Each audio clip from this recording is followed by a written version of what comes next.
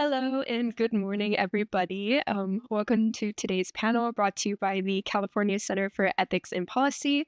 My name is Anna Bachman, and I am a student fellow with CCEP.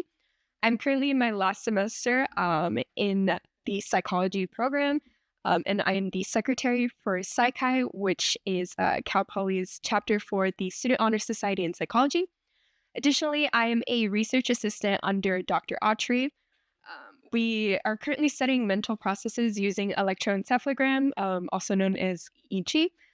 And it just so happens that belief formation and persistence of belief in misinformation is a pretty big research interest of mine. So I'm very excited to be here today. And with this, I'd like to introduce our panelists. So first we have Sean Heron. He's a he's a librarian here at Cal Poly and this year's CCEP faculty fellow. He leads seminars for student fellows, myself included, on misinformation in both historical and modern contexts. This includes case studies dealing with urban legends, moral panics, and conspiracy theories. I've never had a question that he couldn't answer. Somehow he's kind of an encyclopedia, so I'm excited to hear what he has to say today. And next, For the right answer as a whole different. an answer is an answer. Next, we have Tiffany Zhu, a PhD candidate in the Department of Philosophy at University of California, Irvine. She works primarily in social philosophy, epistemology, and applied ethics, especially relating to AI. And last but not least, we have Ian Anderson, a postdoctoral scholar in psychology at Caltech. His current research interests are how psychological and interpersonal processes are influenced by media use and human-computer interaction. So today's topic is combating misinformation, psychological and structural approaches. So we'll be discussing questions like, what steps can we take as individuals to sort accurate and important information from false or misleading information, as well as how can we redesign our social networks and institutions to become more trustworthy and transparent. So with this, I invite Sean Heron to speak.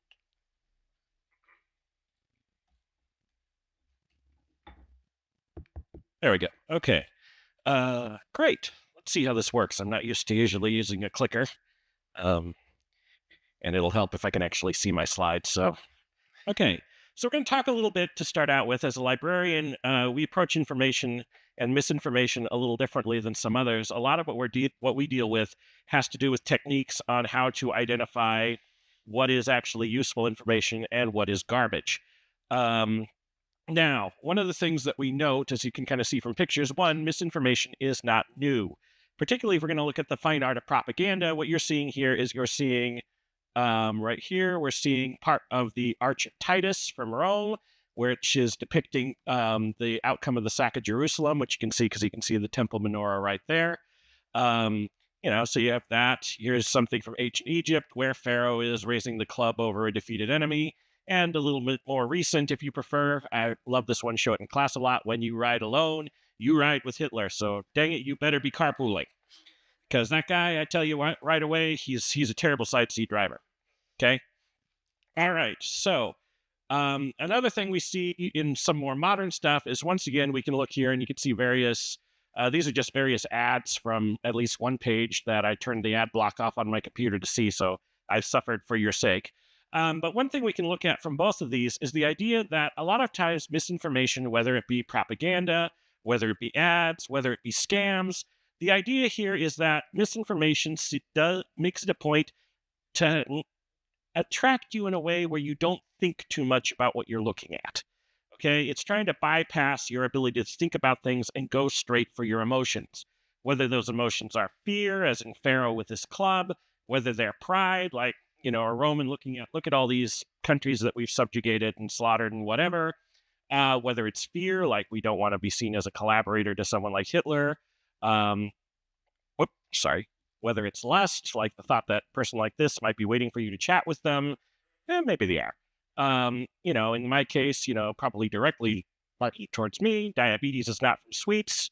Well, as any of you saw me gnashing on that cookie at the beginning, this is clearly a problem in my case, and other stuff here, for instance, FOMO, they don't want you owning one, but it's not illegal.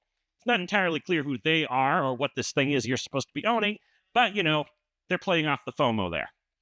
Okay.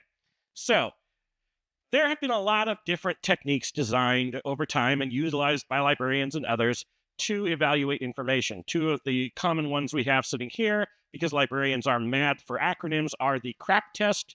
We really liked that one because it let us cuss in class, and the proven test. All of these look at certain criteria. You have currency, relevance, authority, accuracy, purpose, or in proven's case, they kind of jumble it around and add some more variables. Purpose, relative relevance, objectivity, verifiability, expertise, and newness. Now, all of these are great, assuming that you are in an environment where information is relatively scarce and you have the leisure to actually sit down and evaluate things. But that's not the situation we live in. We live in a situation of information overload. You are surrounded by information. It is the water you swim in, metaphorically. And you will not have time necessarily to look at every single piece of information that comes your way and subject it to this level of scrutiny. I mean, your grandchildren would die of old age before you got through a single day of information that you encounter on a regular basis. So, with that in mind, let's deal with some basic realities. As I just said, you're not going to be able to evaluate everything that comes your way. There just isn't enough time. But having said that, not all information you encounter on a given day necessarily needs to be subjected to in-depth analysis. There are certain things, memes, jokes, nonsense, whatever, commercials, where you're already going to try and filter that out anyways, and it may or may not be something that is a life or death question that requires deep consideration. So what I would suggest you guys to do, and what we've talked about in class, is the idea and the necessity of triage. Now, any of you who are familiar with this idea in the medical setting, you understand that triage, which is often practiced, for instance, in emergency rooms, is a set of prioritization. Who needs care immediately? They get care immediately. Who can wait a little while? They wait a little while. Who's really not a serious case? They can wait even longer. Who is going to die right now and there's nothing you can do about it? You give them palliative care, right? Make sure that they are not dying in agony, but that's about it. The same is true in a less grim sense with information. You want to consider, when you're looking at information, you might want to ask yourself the following questions before you decide what needs in-depth analysis. Do lives and health depend on this information? Okay? Is this something telling you that you can treat your cancer with essential oils? You laugh, but, let's be honest. Okay, you're definitely going to want to look into that a little clearer because, of course, the thing with cancer is it don't play and you will die. Okay? Does your livelihood depend on this information? I've got this great investment opportunity. I'm just going to need all of your savings, but I can guarantee you a 20% return. Okay? What happens if I'm a con man or I'm full of crap? You're going to suffer. I mean, and you may be out of the house, lose your car, whatever. So you're going to want to look more closely at that. Does your physical safety depend on this information? This could go a whole lot of ways, okay? Is this suggesting that you mess with dangerous things? That okay, as I have electricians in my family, if this is suggesting you do your own wiring, I can hear my brother screaming from here, okay? This is something you may want to consider. And lastly, does this information place you in a legally dubious position? One of the things we talked about in class was the sovereign citizen movement and the idea that if you just say the right words, you don't have to pay taxes and no laws apply to you. You may want to look very closely at that because police find that incredibly hilarious when you try and pull that on them, and judges are usually not thrilled. So if any of the above questions are true, as far as the information you're encountering and considering, you're definitely going to want to evaluate it carefully. You're going to want to subject this to close scrutiny. Now, the method I'm going to suggest here is one that's proposed by Michael Caulfield, that gentleman right there. He's an information literacy expert at Washington State University. He's the author of Web Literacy for Student Fact Checkers. He's worked with AASCU's American Democracy Project, the National Writing Project. He's a gentleman who generally knows what he's talking about. He came up with this method. It's a revision of an earlier method he used. It's called the SIFT method. And the idea here is that it's meant to optimize the amount of time you take to actually do this because, of course, time is of the essence, and you don't always have the luxury of spending a lot of time looking at it. So it's how do we kind of streamline this process as much as possible?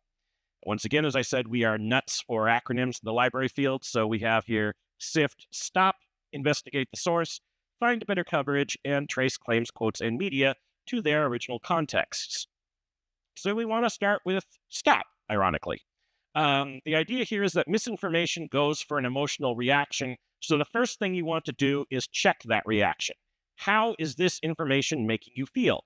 Is it freaking you out? Is it pissing you off? Is it making you want to spend money rapidly? Be aware, consider your emotions. Don't just act on them. Be aware that you might be being manipulated. And perhaps most importantly here, don't share things you haven't vetted. Okay? You can't eliminate fake news. You can't eliminate misinformation. That doesn't work. We've had it from time immemorial, but you can make the decision not to share it and not participate in the problem as much as possible. The next step being investigate the source and or hover. This tends to be helpful when we're dealing with individuals in social media. Okay, determine whether or not the person or organization sharing this information is trustworthy. Does this person know what they're talking about? How can I tell? Is the source what you thought it was? Is it credible enough to share without further checking? Consider what their expertise is, what their background is. This last one here is somewhat unfortunate. Certified identity on social media, the blue check does not mean what it once did, but something to consider. Is this person actually the person they tell you are? The old joke on the internet is anyone can be anyone, right? President Trump once famously made the statement that this could be a 400-pound guy sitting on his bed in his mother's basement. Okay, could be. We don't know. Okay. Investigate the source. The next level here is also just add Wikipedia. Now, you guys might be shocked. I'm a librarian. I am advocating Wikipedia. I am. There are uses for Wikipedia.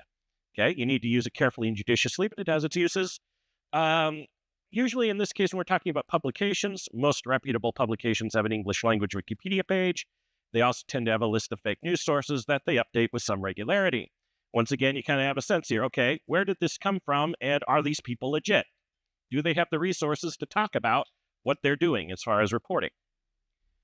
Now, the next thing, once you've determined the nature of the source, you may want to decide to find a better source talking about it. Okay, the old saw about the idea that even a stopped clock is right twice a day, right? Even if the source is bad, the story might yet be true. So you want to, and a lot of shared stories come from news aggregators, which basically use what we call the Hoover method of just sucking up all the information they can and repurposing it. So where did this come from? And are other sources that are more reputable talking about this and giving better details?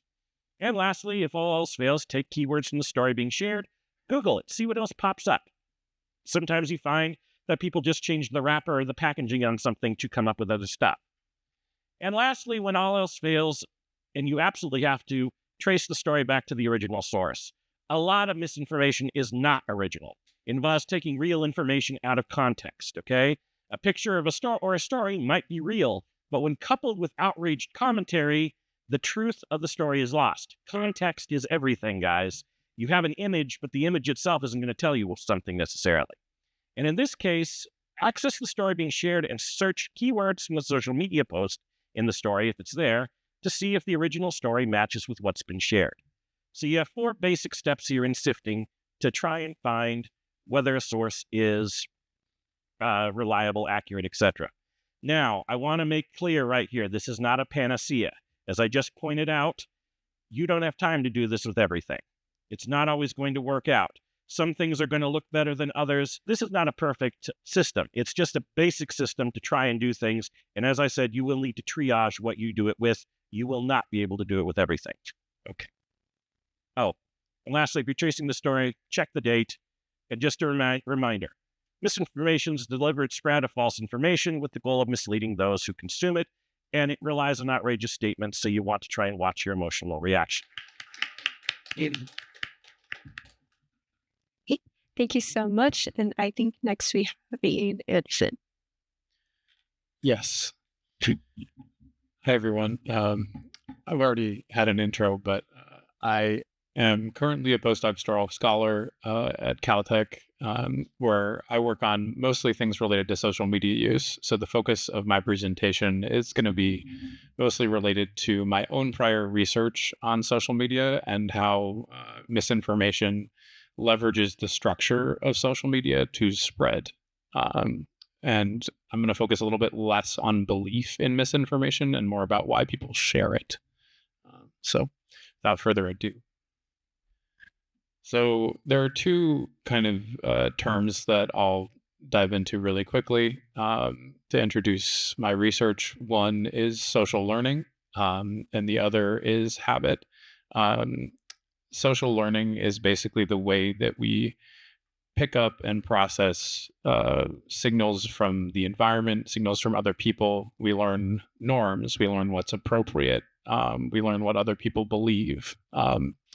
And habits are basically behaviors sometimes that you learn socially that you pick up over time and repeat highly frequently in a particular context, such that they become kind of mindless or automatic part of your routine, right? So I'll dig a little bit more into these two, but that's just a brief kind of definitional overview to get us started here. Um, so one of the things that has been well researched in my area is how social media and our interaction with the algorithms on social media highlight and appeal to biases that we have in social learning. This is because social media systems are primarily optimized to capture the things that we find the most important or the most attention grabbing. And important is a bit of a loaded term there. So um, I would say, so actually, what I copy my fellow panelist here. So this is work by William Brady, who's a colleague of mine. We have a paper in progress together right now, actually. And what he does is he has this framework that talks about the type of information that grabs the most attention on social media, and he uses text and language analyses of tweets and posts to figure this out. Divided things into these categories of prime information. One is information having to do with prestige. Um, Another has things to do with your in group, so people that are close to you. Another has to do with moral information. So, moral outrage tends to spread further and faster than other types of information. Emotional content, and in particular, moral emotional content. So, when you combine those two, you get outrage. And this kind of information grabs our attention and often dictates what gets the most likes, the most shares, and actually the type of thing that usually gets the most comments on social media are things that people disagree about, right? So then you have like lots of comments and about like people battling about what the topic of the information is, whether it's true, all of these kind of things. So within the present online ecosystem, which is basically optimized to find the things that are getting people's attention, and then algorithms will sort through that and supercharge those things by showing it to more people, which then will get it more reactions and show it to more people, and the exposure of those things kind of increases exponentially. And this plays on people's social learning biases. Um, so one way you can talk about how we learn um, different social norms, things that are appropriate, different behaviors, is through the things that are rewarded, right? So, it basically in the system that social media currently has, the type of information that is rewarded the most is prime information, right? Prestigious, moral, and that same acronym that I just said. That information accrues the most likes, the most attention, the most followers. And that's basically been verified across multiple social media platforms with textual data, using usually large language algorithms to like sort things by the different emotions the text contain, and those emotions correlate with getting lots of likes, lots of followers, all these kind of things. Um, so over time, you'll get a lot of rewards if you share that kind of information. You'll likely gain influence, potentially followers, things like that, and reactions from people that you care about in your in group. Um, and those over time can build sort of more mindless or less thoughtful behaviors, which I describe as habits. So, um, in general, so there's some stats about private language information. It spreads about 2 times faster and further than true information. So, in particular, misinformation on Twitter/X was measured to spread at about that rate. Um, People in larger groups are also known to be less likely to fact check. So when you're in this situation where you're online and you feel the presence of other people, you're less likely to fact check the information before you're sharing it. And in addition, the people who share the most frequently, i.e., the people who have accrued probably the most rewards for sharing in the past, are also the most likely to share misinformation, because misinformation kind of rides on the coattails of these of prime information in a sense, right? And these people are also less sensitive to accuracy interventions. So some of solutions where people are being trained to identify misinformation in a task, and then you actually say, you present a piece of information and you say, is this accurate? They will say no. And then you'll ask, do you want to share it? And they'll still say they want to share it. And people with the strongest sharing habits on social media are the most likely to respond in that way.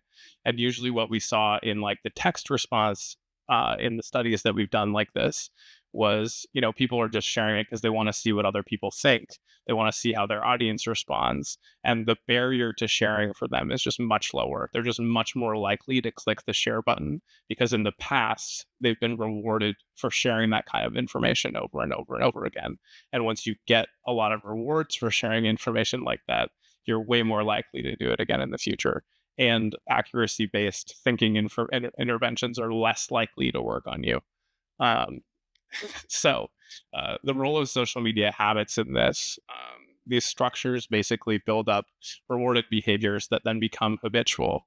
Um, in general, habits actually, even though they depend on rewards to form, they become divorced from rewards eventually, such that like the pathway to sharing becomes like cued or more basically by the context in which the person has done it in the past. So in my research, we show that like people who share a lot of content on social media and get rewarded for it a lot are affected most by platform design changes versus like actual people telling you don't share this, right? Like because they've become kind of more mindless and automatic, like the thing that actually impacts them is changing the reward structure or changing the environment. So the platforms actually have the most power to affect the people who share the most misinformation, um, but habits make it tough to affect people who share information with more goal directed, accuracy based interventions. So the interventions that we are most focused on right now, I think, actually aren't targeting some of the biggest proliferators of misinformation online. So it's a very difficult, tricky problem. Um, so, what we know about the people who share information in a more habitual and automatic way, they're less sensitive to the quantities of rewards that they get on their posts. This is my own research.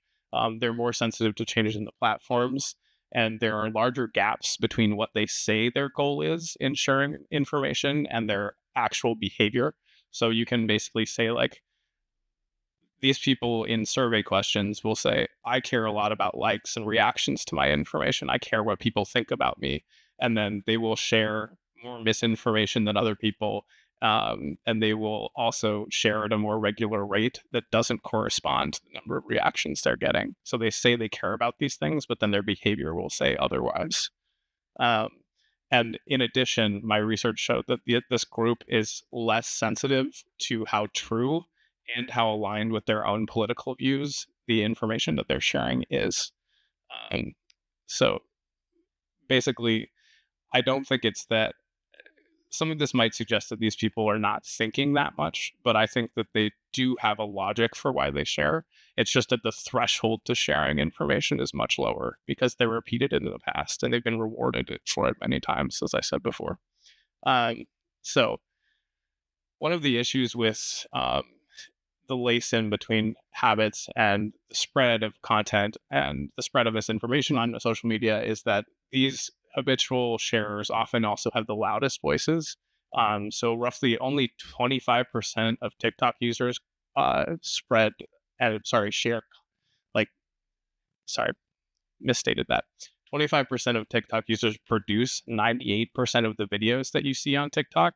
So the actual view, like the actual content that you're seeing when you log into TikTok, this is similarly true with Twitter or X. The content that you actually see shared there is actually being created by a smaller minority of users. And that can kind of warp you to seeing more information from people who are sharing a lot versus people who aren't saying anything. And it can warp people's view of norms. It can warp people's views of political discourse and all sorts of other things are packaged in there as well. Um, and then why so why haven't platforms really done anything about this? Um, and I think the answer is because they profit from highly habitual sharing and highly habitual use of their platforms. So if you look at the number of users on Twitter and you correlate that over the years, so you split them out by who are the several times daily users, who are the weekly users, who are the monthly users.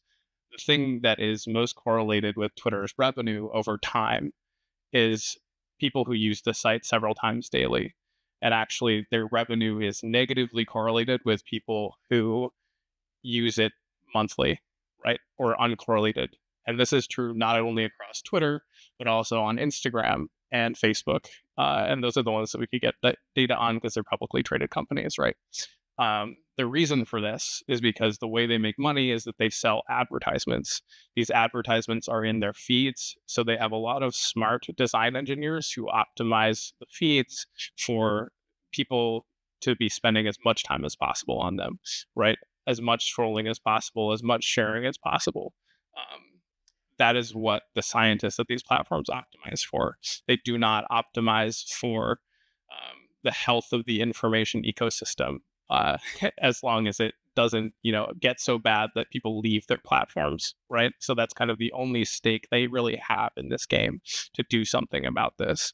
Um, so yeah, that's kind of the thrust of my research is that these platforms have a lot of power to do anything, but likely they're not going to do much because the spread of content and with that, the spread of misinformation is actually tied into their revenue streams because misinformation gets a lot of clicks, shares. It starts a lot of fights, which are actually beneficial for the platforms in the long run.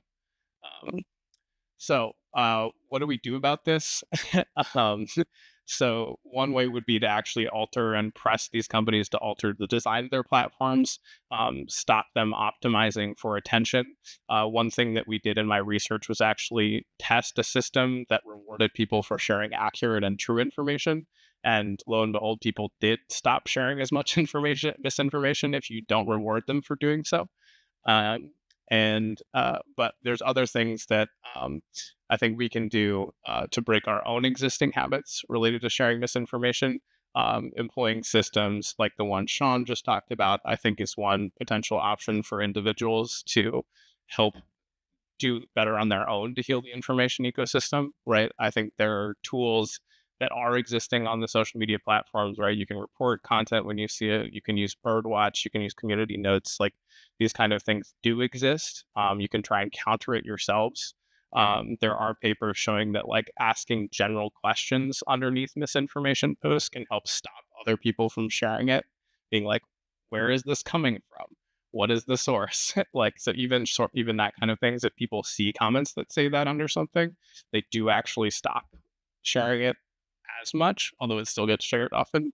Um, yeah. So basically trying to build um, basically countervailing habits on your own and pushing the platforms to build structures that help build more helpful habits for people than ones that tend to spread or carry misinformation with them by accident. Thanks.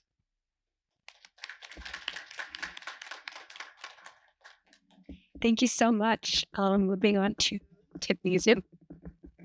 Okay, so I'm gonna talk. I don't have slides. I'm just gonna talk about some of my work on AI ethics and philosophy of language. Okay, it sounds like it doesn't really connect to the other topics, but we'll see. Okay, so many of you know that, for instance, misinformation, disinformation, malinformation, the three big ones, can be generated by artificial intelligence and then spread via social media, right? So kind of what Ian was talking about a bit. Um, I want to focus on something a little different and like more sneaky. Um, so there's like a really sneaky way in which generative AI can spread misinformation. Okay, so I'm going to start with an example. So a little while ago, this meme was going around about DALL-E, like the image generator, the text to image AI model that's like done by the same company as ChatGPT. Okay, and you might be familiar with this. So someone would ask something like, "Imagine an American guy." Okay. And then DALL-E comes up with this image of like a young white guy wearing like a t-shirt and jeans standing on a busy street in New York. Okay. So that's step one. And then the person who's like in the meme would keep going, right? They would be like, more American, even more American, like the final form of American, right? So images start getting really intense and ridiculous. And then by the end, it was literally like a Big Mac wearing an American flag and holding handguns, and there were like bald goals circling. That was the final form of an American, according to DALL-E. Okay, what's going on here? The meme is not subtle at all, right? But it does highlight something that's interesting and kind of insidious about linguistic, I guess, an insidious linguistic tool that AI and we as human beings both use. So it's called generics. Okay. Very quickly, generics are used to track and uh, represent information about groups that we find in common. So, for instance, ducks lay eggs, right? It's information that we think ducks share, or like features that we think ducks share. First gen students are hard workers, another generic statement. Okay. You're making a statement about this group of animals or human beings. And we use generics all the time when we talk, and we just don't even notice it, right? But when we use them to talk about social kinds like human groups, we can run into some ethical issues. Okay. So for instance, just one of the problem is that generics sometimes contribute to essentializing and stereotyping groups of people. Okay. So for instance, if you hear women are nurturing, you might think women are nurturing because of some, deep like essence about women that makes it so that they display the feature of being nurturing. They are nurturing because they're women. Okay, you might read into that. And the simple generic statement might lead you to form beliefs that are really kind of, not that correct. Okay. Um, Or if you hear single moms are less valued members of American society than married women with children. Okay. So if that comes up, what's conveyed, it's not just that some single mothers, because of how they are as individuals, end up somehow, become less valued.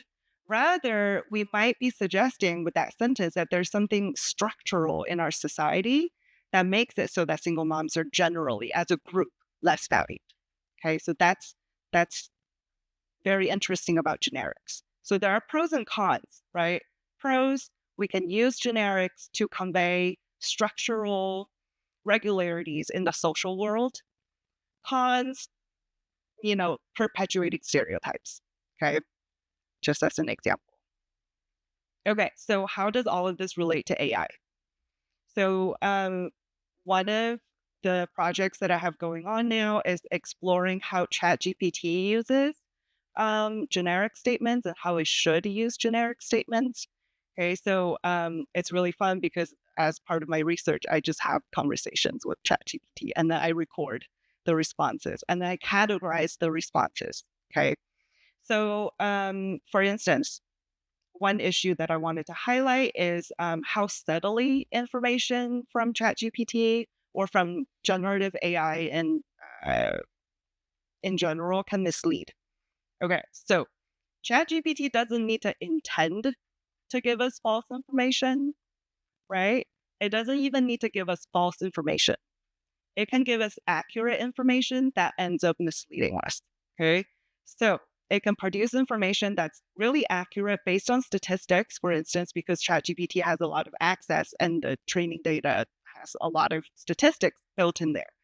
But it still ends up misleading us because the information is delivered in a form maybe that's in a generic or some other sort of tricky linguistic form. Okay. For instance, this sentence: disproportionately more Black Americans are arrested than white Americans. Okay. Statistically correct, but can be interpreted to be conveying two very different things, right?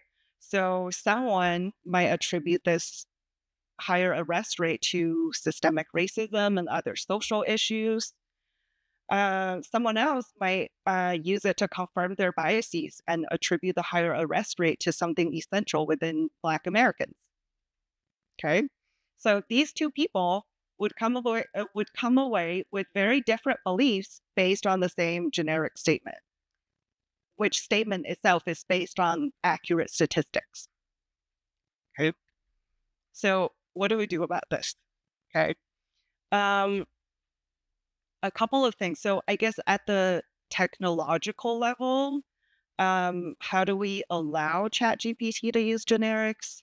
Right, there are several solutions that might be worth exploring. So I'll just quickly mention a couple. So one option, very extreme, would be that we, as programmers, make it so that ChatGPT never uses or accepts generics. Okay, what's wrong with this? Well, that's not very feasible because ChatGPT is kind of like a generalizing algorithm. That's just kind of how it works. And also, human beings, we use generics. And so, if we design ChatGPT to talk in a very different way than we do, then information also gets lost, right?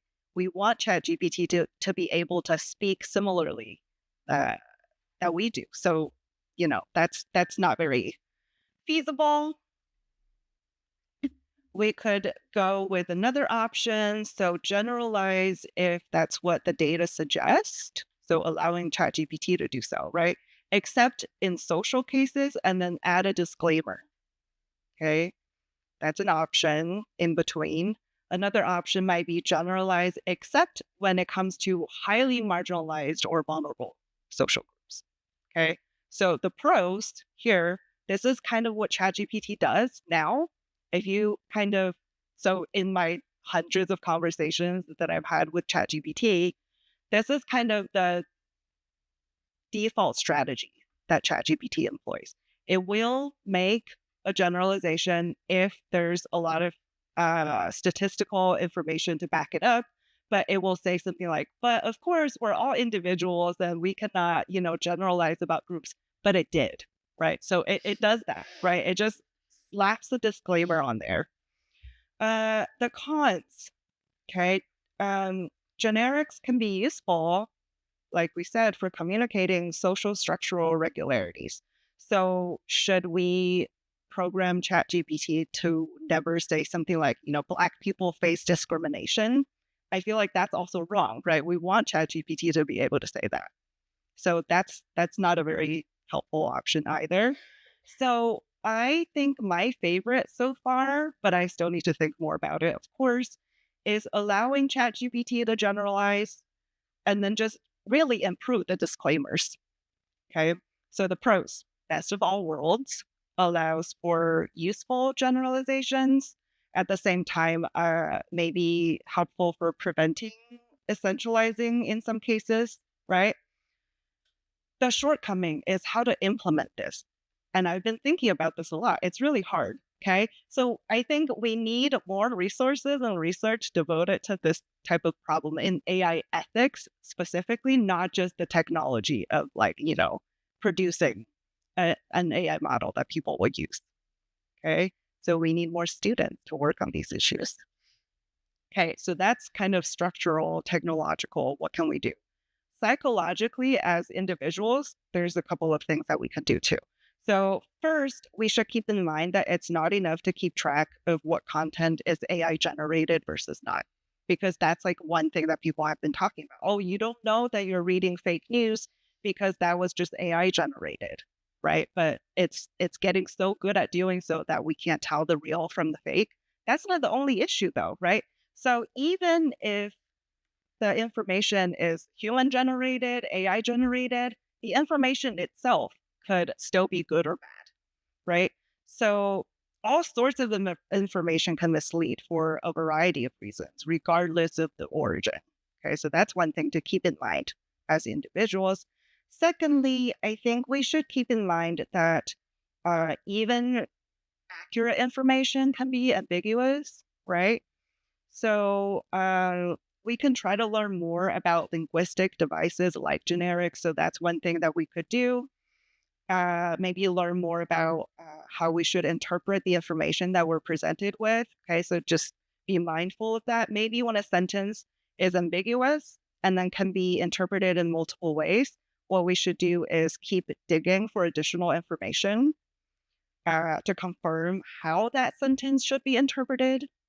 Okay. And if there are stable regularities within a social group, and that's what the generic statement is reflecting, we should investigate what's actually causing the regularities rather than kind of taking it at face value as just being accurate and objective information that's conveyed. Okay, that's all I have.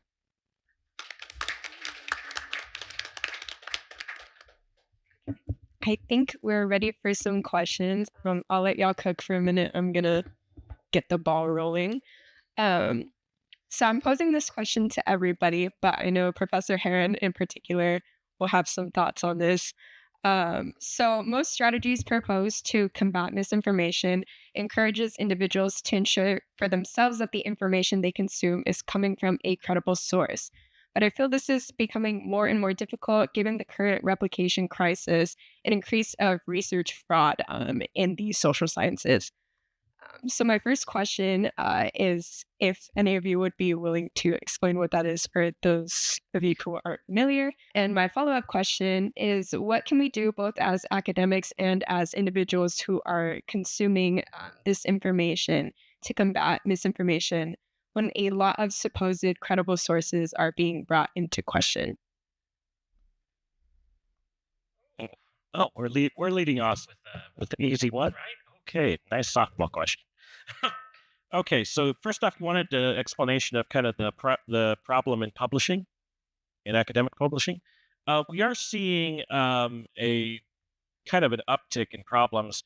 We talked about this a little in class on our first day, where you actually have had a large number of retractions of scholarly work done in the last couple of years. That it's actually gone up notably, in which they found that you have AI generated content, you have content that's just it's basically dummy papers that don't really have any real content to them.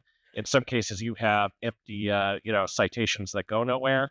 And the problem with these, one, as we talked about in class, part of the problem with this isn't so much the papers themselves. Lots of stuff gets published, stuff does get retracted, but the problem is the sheer amount of this is a first large problem.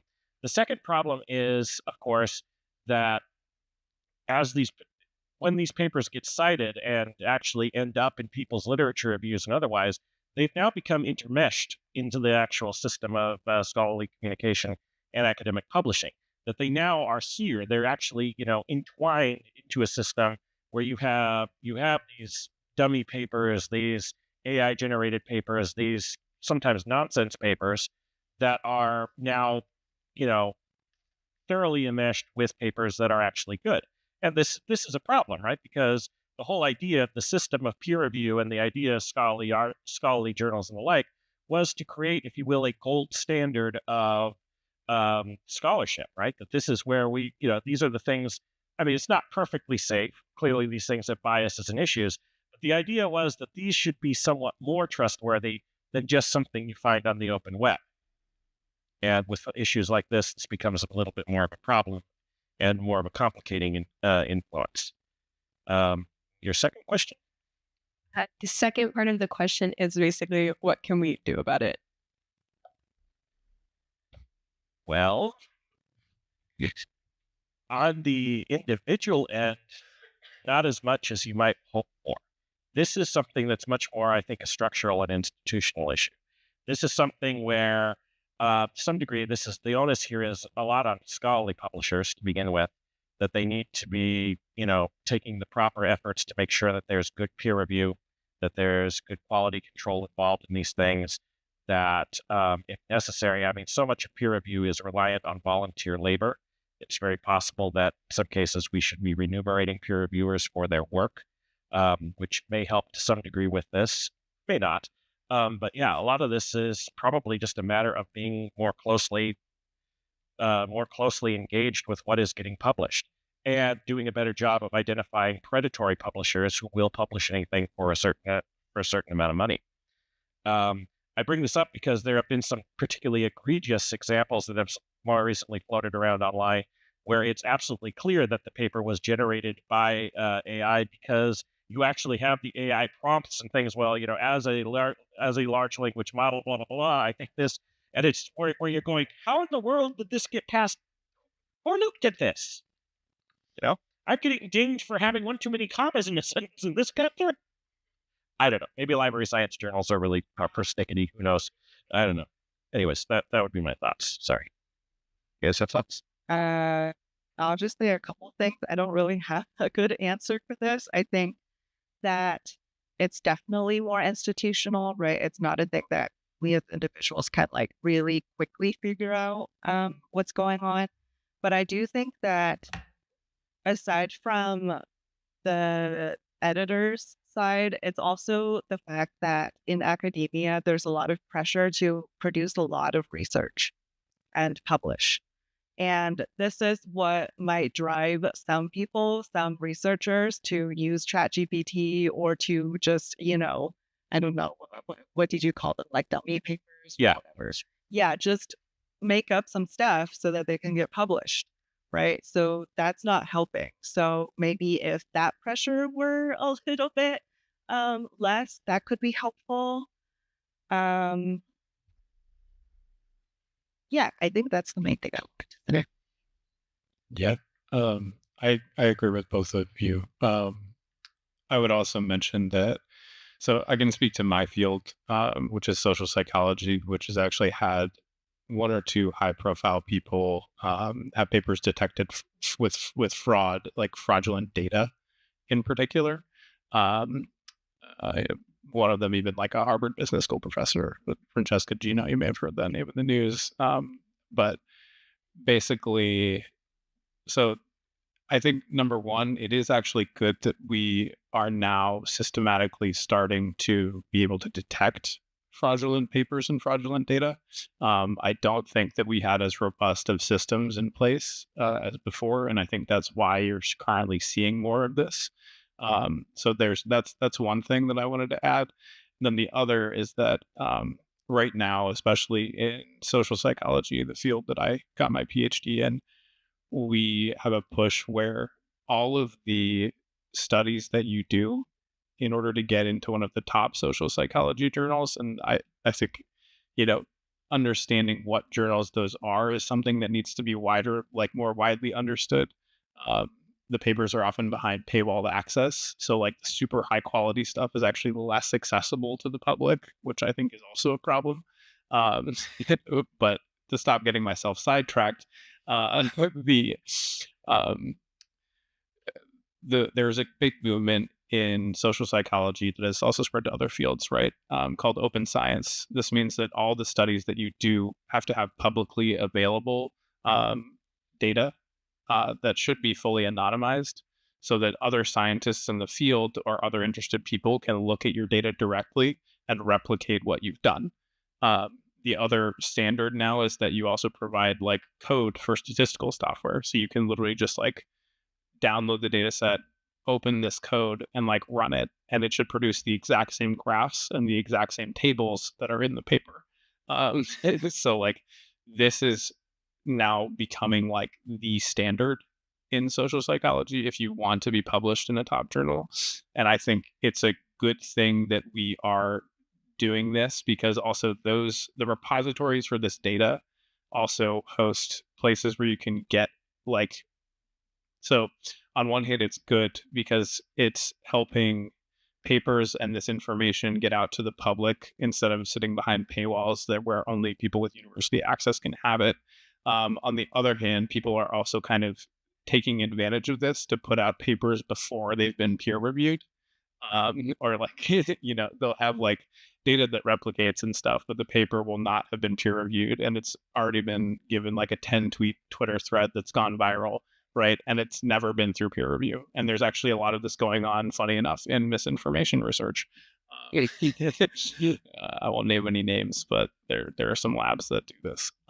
So on one hand, I think like the open science movement and making data accessible, like I don't expect the average person to go in and run the statistical analyses on my psych papers, right? Or on like a misinformation paper or whatever topic they want. But the fact that that's there and that other people can check it, I think is is a pretty robust check mark against people falsifying data and things like that, which is good. And it's something that psychology is really embracing and I think needs to keep doing. However, there's a lot of historical papers out there that do not have accessible or open data. Um, and so I think that you should critically evaluate things that are even in top scientific journals and be like, okay, this was one study done with 50 undergraduates in 1975. We don't have any replicatable data for it. Like this, we should probably test this again now in a new context. And there are labs doing that, right? There are labs seeking to replicate these findings. Are they robust? How big are the effects? How many times can we get it to work in a new sample? Do they generalize to all people, or is it just American college students that you can find this effect among, right? So I think like those kind of questions, you should ask these kind of questions, even if you're evaluating a piece of scientific research, and like know that there are people working to make it better and to detect fraud, but also think like, if it's just one study that shows this evidence, I want to see more, right? Thank you so much. Looks like So before we take some more questions, I want to let people know we have a post-event survey that we would love for you to fill out, and 5 people who fill it out will get some of our CCEP swag. We have a fancy tote bag, and we got notebooks and tumblers in here. So please fill out the survey. Also, follow us on all the socials and sign up for our mailing list and follow our podcast. People who are following along at home on Zoom, you can type your questions in the chat and we will ask them for you as well. Okay. So on that note, anybody here? Yes. So this is kind of for whoever wants to answer this, but I had written out, do you worry that the initial conditions of the rise of AI are systemically linked to the social economic structures that develop them, such that capitalistic systems will inherently tend towards capital-based incentives, and that truth-based algorithms will be potentially idealistic and or harder to raise? If so, what is the amendment to this? Then I brought up like regulation, education, economic reform, and reconstructuring. Because if you know about you may know about the paperclip analogy where you say initial conditions may lead to saying a paperclip machine trying to optimize how to make paperclips, and then it says, oh, maybe I can bend it this way and that way, and then that increases in efficiency by 20%. But then eventually it might say, hey, well, there's medical, these humans are mining my resources, shut down the hospitals, see an asteroid belt, yada, yada. The experiment goes, into abstraction of the universe being made out of paperclips. So I have worries about economic structures leading to profit-based incentives and that potentially being purely systemic, and maybe we would be unable to, attack that. Yes. Okay, I'll start. Let's see. So that's a great question. I think I don't know that much about how those companies operate, but I would think, okay, so I do know one person that's building like a large language model for like a tech startup, right?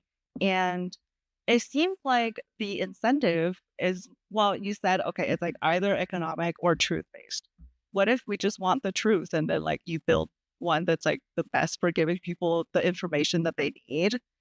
So say, a lot of students use ChatGPT for like not just writing papers, but also finding out facts, right?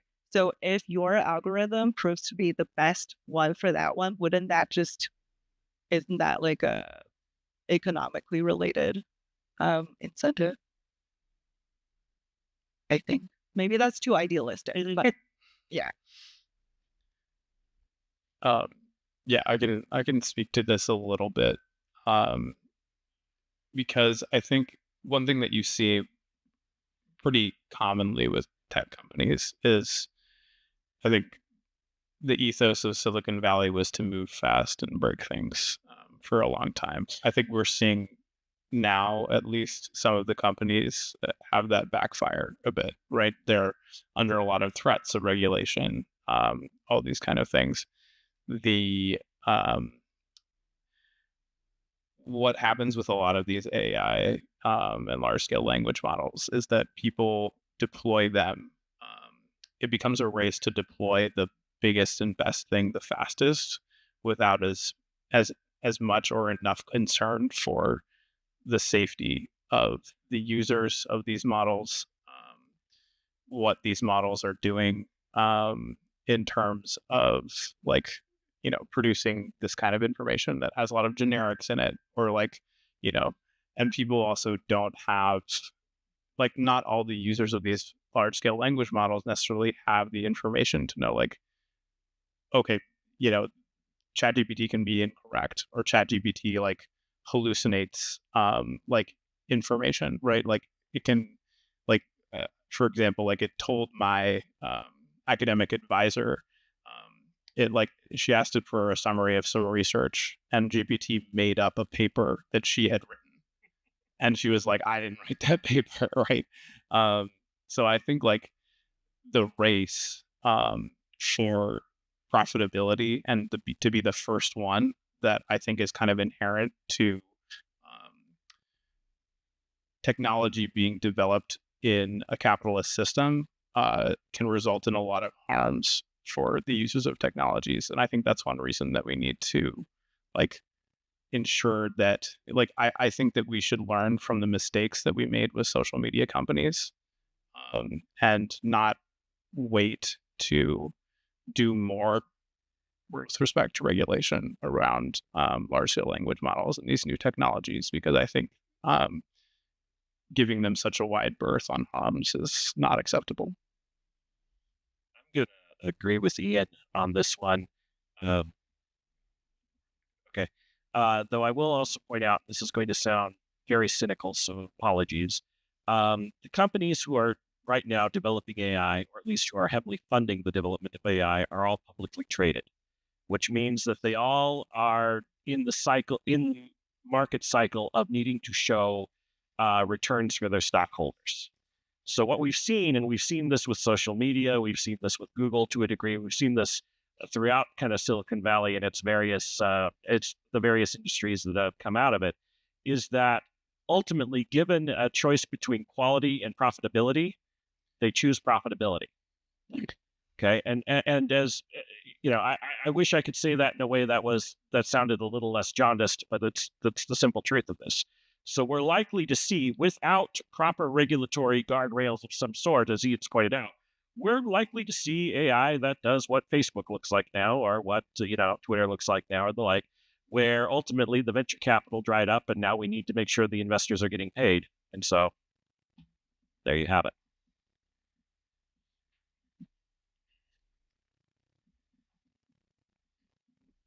Hi, so we have our first question from the chat. This one was specifically directed to Tiffany, but anyone can answer if they want to.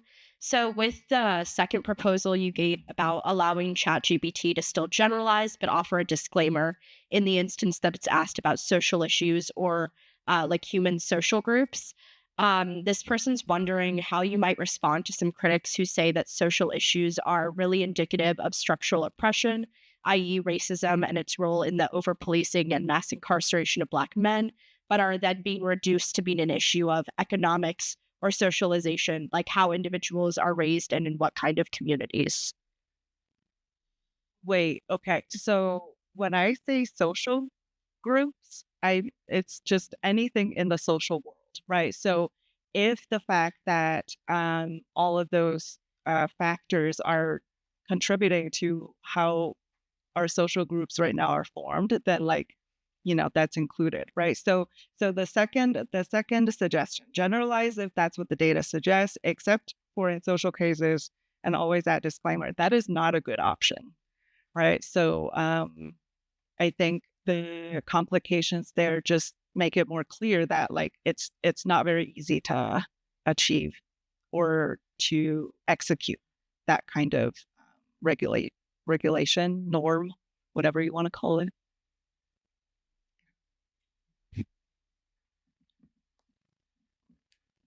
I have a question regarding this problem. So, in thinking about like the different solutions we can, approach this problem of misinformation through AI with, I think a lot of the ones that are often brought up are like human intervention. It is to say, okay, this is something people commonly, misconstrue through generics, and this is something that the AI is misconstruing. Therefore, let's intervene. But I think that in many respects, like the benefits of AI are in the fact that it is a dynamically updating model. When we think about like confusion, right? Like what I might be confused by or what I might misinterpret is different from what someone in another country might misinterpret because our languages are different and our sort of symbolic structures are different. As such, I think that it may like I'm curious if you would think that there's like potential and making like more algorithmic based solutions to these types of misinformation problems because I would imagine, right, like classic examples like energy, right? There's energy from like a physicist perspective where we're relating it specifically to work done by a force over distance. Well, I say, and work is force over distance as a vector sum, right? But that's like a specific context. And I would imagine that if someone asked, what is energy? Right? If the AI was programmed to specifically look for descriptions of energy, which are sourced from academic institutions, as opposed to the internet, I would imagine that in a sense, it could develop like a dual language. It could develop a language for like, what are the conversations people in academia are having? How are they talking about it? What are the conversations people are like lay people are having? How are they talking about it? And what are like the differences that are like emerging out of those? Because I think if you do that, it might, help sourcing.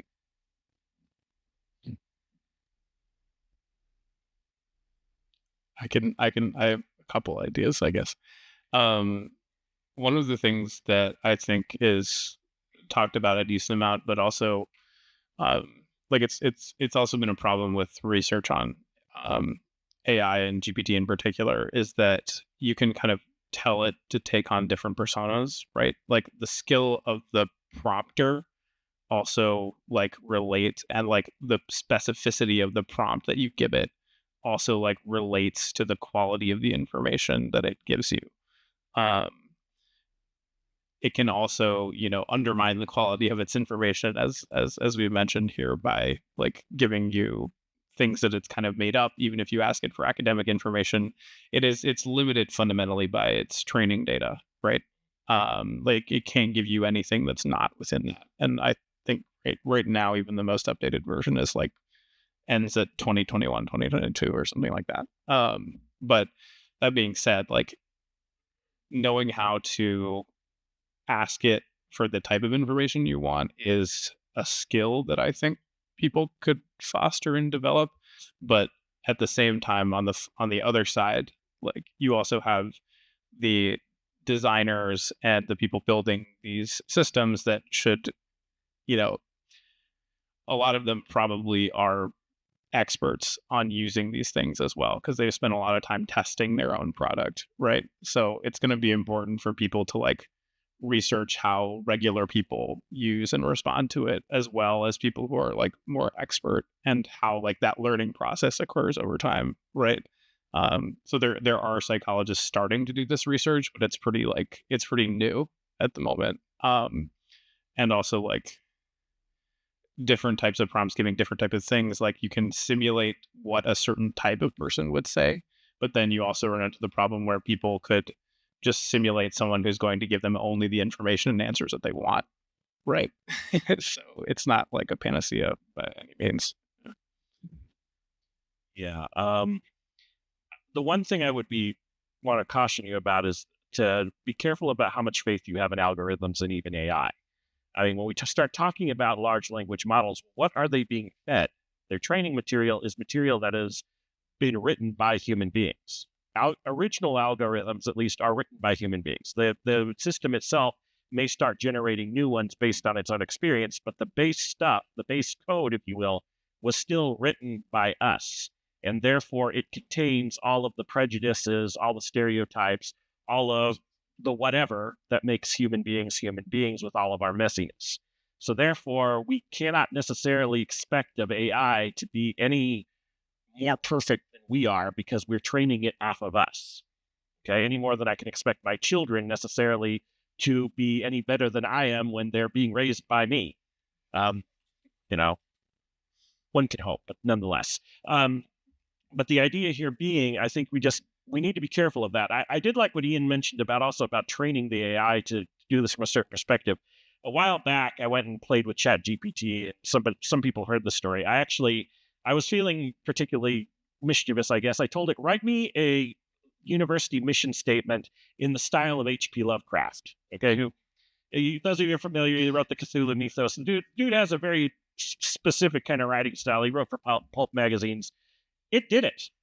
And surprisingly, it was actually pretty good. I mean, it was shockingly good for what you could do it. Um, though I found rather nicely though when I told it to write me a poem about soup in the style of T.S. Eliot, it couldn't do that. So there's apparently still a limit out there, but Eliot's pretty hard, so I'll give it a pass. Um, so yeah, there is the idea that you can get the AI to tell you what you want if you know how to do this, and telling you what you want isn't the same as telling someone the truth. The AI can tell me I can eat as much sugar as I like and it won't affect my glucose levels. That's great. It's not true. Makes me feel real good, but when I then hit the glucometer on my finger and the thing explodes because the numbers are off the chart, there you go.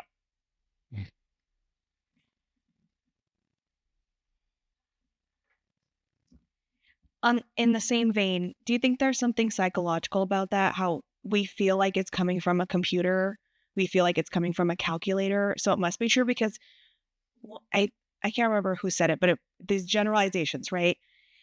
If it was coming from a friend, I don't expect something coming from my very smart friend to be 100% accurate. I also know where my friend is coming from. So if they make a generalization about the proportion of somebody in prison or whatever, I know them as a person. So I can understand, like, well, they probably mean it in the way of this, not this. And you can't tell that when it's coming from a computer. Like we're treating, and I feel like I do that. I treat it like it's coming from a calculator, not this human fed kind of just like repetitive. Like it's just spitting out things that we've put in it. There has to be something psychological about that, right? Like, oh, it must be true. Like it's coming from this machine. Um, so I do know of some research on that. So I speak to that. So one thing that has been studied actually already was people did a fun experiment that just came out that was they had people who had conspiracy beliefs like interact with ChatGPT versus a person. And then they asked them like how much they still believe in the conspiracy theory, like right afterwards. And then they also like asked them again about it like later. And GPT was better at this than people. So actually, like the GPT was able to convince people who held conspiracy theory beliefs to like let go of them a little bit. And they have all sorts of kind of reasoning about why this is. But one of the reasons I like, one of the things that I saw when I was looking at the paper was like, it seems like people were like mapping that, GPT is more trustworthy. It's more objective. It's like using um, language that like it's interesting because like the same language. What they found was also like using the same language, like and just manipulating who the people thought it was from. They trust GPT more, right? And that's because like they view the human as like overly, you know, uh, overly emotional or like not sympathetic enough, and GPT, they don't like map these things onto it, right? So like I've been a little lost in the research, and want to come back to your question. The the basic idea is that like there is something, at least now, when these things are new, like, and the way that we interact with them, especially I think in initial interactions, where we're like, oh, this is like super trustworthy. Like I can like take everything that this says is pretty much gospel, and this is actually like better than talking to a human for getting information. Um, I think that this will probably start to like, as often happens with like technologies, like people's opinions about it change, and the interactions that you have with that technology and whether or not you trust it change a lot over time as well. So I think like that variable also will probably have an effect over time. And again, also like as people interact and engage with it more, they'll either begin to trust its expertise more, or feel like actually this thing's telling me wrong stuff a lot of the time. I'm going to trust its expertise less. And we don't know much about what's going to happen there because it hasn't been around like that long. And we don't have a lot of people who have used it like for years and years. So We got 1 more minute left, so one quick question. Here we go. And get some sandwiches on your way out. So, so one of my favorite papers recently about the role of social media in disinformation is Regina Reedy's paper, Weaponizing Skepticism. Right. So in that paper, she points out that skepticism is weaponized. Right now, she's not the first person to point this out. Naomi Oreskes and Jeff Conway point out there's nothing new about weaponizing skepticism. It's been done. The tobacco industry did it. Right. Climate change deniers. But the social media sort of allows you to level up with respect to weaponizing skepticism. And she says, look, we have two options. We could disarm, and this is what I'm curious to hear your view about, which would be sift, training, get people, right? And she says, I'm going to quote her here, is there anything we can do to stop this process? I think we have two options for handling weaponized skepticism: disarm or detonate. In an ideal world, we disarm the threat, right? We'd focus on educating, but I'm increasingly doubtful that this approach will work. Individual users, and this is what I'm curious about, individual users seem to have little motivation towards epistemic scrupulousness. Perhaps this is not surprising, given that most people use social media for entertainment or boredom alleviation, not to do epistemic labor, right? And so if that's true, all of this education stuff is probably not going to work. And that's what leads her to say detonate. Either get rid of it or encourage, right, generalized skepticism about anything on social media. I mean, all of it, right? That's her detonate. So I'm just curious if you think there might be a middle ground here, or it is the fact that our primary use for using social media has nothing to do with epistemic considerations going to doom us. I guess I can also start on this. So it's a targeted social media question, so I'll start on it. Yeah, so I think that's one of the things that when I was talking about what our existing social media habits are and what they're formed around, like in the case of scrolling, which is a bit less studied, but information consumption. So my dissertation work looks at how people who are really strongly habitual in their scrolling behavior actually like spend less time on posts that they're really interested in. So like their scrolling behavior actually starts to become untethered from the things that in isolation they're like, oh, I'm really interested in that. Um, and I think like taking that kind of view on it, where, as you said, like people aren't necessarily on there because they're trying to like make critical evaluations of like pieces of news or pieces of facts, and those are often jumbled in with all sorts of other types of content, right? Like, and everyone's feed is different on top of that, right? Like every feed is customized. Some people really go on there because they want to see news and learn things. Other people just want to see cat videos like all day, like give me that. Right? And so it's like the ways that which people use social media are very heterogeneous. And there's research showing that like when you're kind of in this habitual scrolling and habitual state of information consumption, like you're kind of in almost a flow state. And unless something disrupts that, you're not going to be thinking in a super like goal directed manner. Which I think is also why something that happens a little bit with the sharing studies that I did, like the pathway to just and the barriers to doing the thing that spreads the misinfo is so low because of the platform, the way the platform is designed and incentivized. Like it's hard to turn on that system that says, hey, let's like stop and think and look at this source and like go hover over the page, right? It's tough to train yourself to do that because the platform is channeling you in a different direction.